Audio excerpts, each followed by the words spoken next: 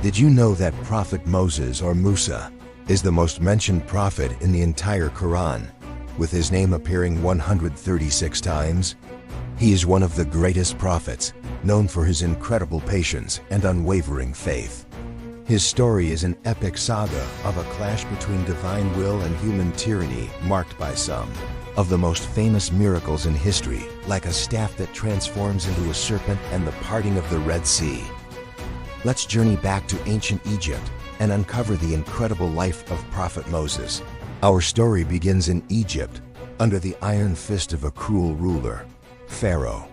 One night, Pharaoh had a terrifying dream. A fire blazoned from Beit el-Maqdis that engulfed his entire kingdom. His magicians interpreted this as a prophecy. A boy from the children of Israel, or Bani Israel, would rise to destroy him. Gripped by fear, Pharaoh issued a horrific decree. Every newborn Israelite boy was to be killed. In this climate of terror, a woman named Jochebed gave birth to a beautiful baby boy. To save him, she hid him away. As Pharaoh's soldiers drew near, a divine command came to her.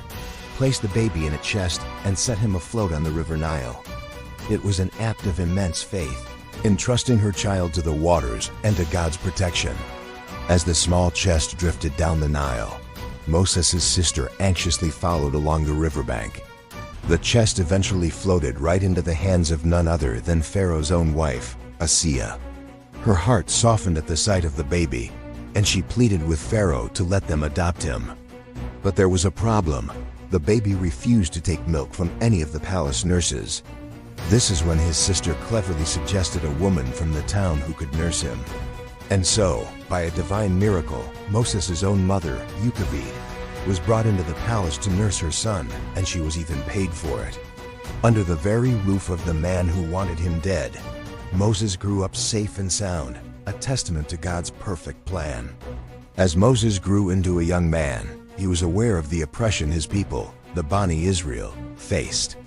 One day, he witnessed an Egyptian beating an Israelite and intervened to defend him. In the struggle, Moses accidentally killed the Egyptian. Fearing for his life, he was forced to flee the palace and Egypt itself. With no destination in mind, he wandered into the desert.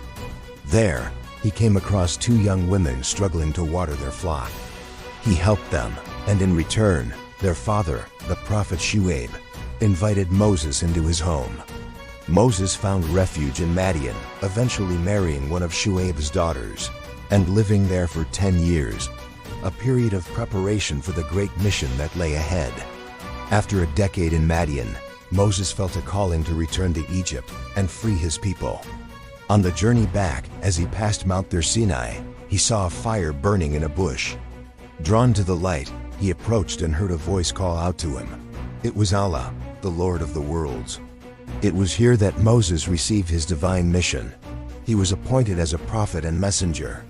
Recognizing the magnitude of the task, Moses humbly asked for support. He requested that his brother, Harun, or Aaron, be appointed as his companion, as Harun was a more fluent and persuasive speaker. Together, they would face the most powerful tyrant of their time. Armed with faith and divine signs, Moses and Harun returned to Egypt. They stood before Pharaoh and delivered their message, calling him to worship the one true God and to release the children of Israel from bondage. To prove his prophethood, Moses threw down his staff, which miraculously transformed into a slithering serpent. But Pharaoh, arrogant and proud, dismissed it as mere magic. He summoned all the best magicians from across Egypt for a grand showdown. On the day of the contest, the magicians threw their ropes and staffs, and through their illusions, made them appear as snakes. Then, Moses cast his staff. It transformed into a massive serpent and devoured all of their illusions in an instant. The magicians, who understood the difference between trickery and a true miracle, fell to their knees in submission, declaring their belief in the Lord of Moses and Harun. Enraged by this, Pharaoh threatened them with brutal torture. His heart hardened even further, refusing to see the truth right before his eyes. He even went so far as to punish his own wife, Asiya, for her faith. The confrontation escalated. To punish Pharaoh and his people for their disbelief, Allah sent a series of calamities upon Egypt. Plagues of locusts descended, devouring their crops. Frogs overran their homes, storms and floods destroyed their lands, and their water sources turned to blood. Each time a disaster struck, Pharaoh would beg Moses to pray for relief, promising to believe and free the Israelites. But as soon as the plague was lifted, he would break his promise, his arrogance returning stronger than before. Finally, the time came for the great escape. Under the cover of night, Moses led the children of Israel out of Egypt, heading towards the Red Sea. It wasn't long before Pharaoh discovered they were gone. Consumed by rage, he gathered his massive army and gave chase, cornering the Israelites at the edge of the water.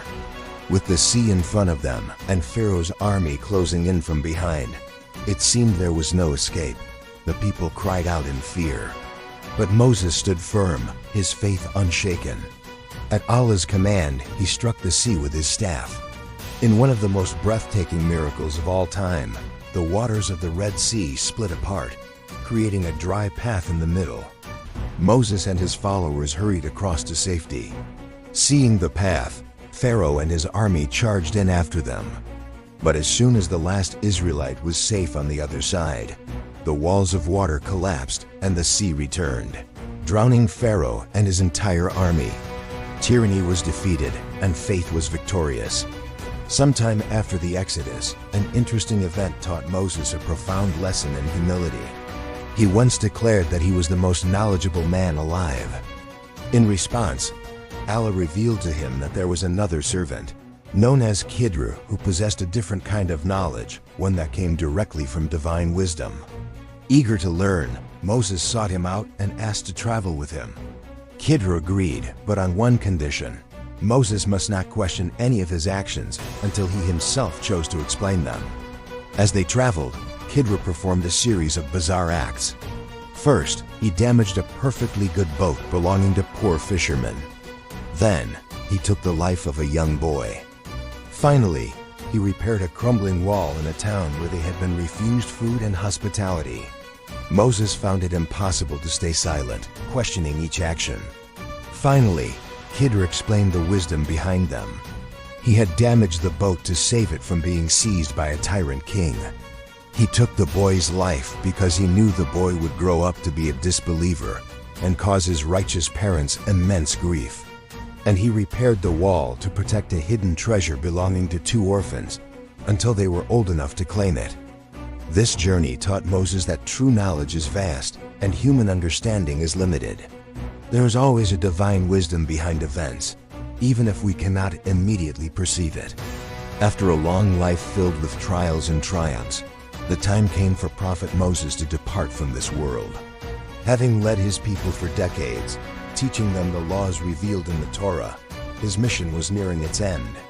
It is narrated that the angel of death, Israel, came to him, and Moses, after a full and righteous life, chose to meet his Lord. He lived to be around 120 years old and passed away near Mount Nebo in modern-day Jordan, close to the promised land of Beit el-Maqdis. His legacy as a steadfast leader, a patient teacher, and a courageous prophet who stood up to tyranny continues to inspire millions to this day. Thank you for watching. The story of Moses is a powerful reminder of faith, courage, and divine justice. If you found this story inspiring, please like, share, and subscribe for more content. See you in the next video.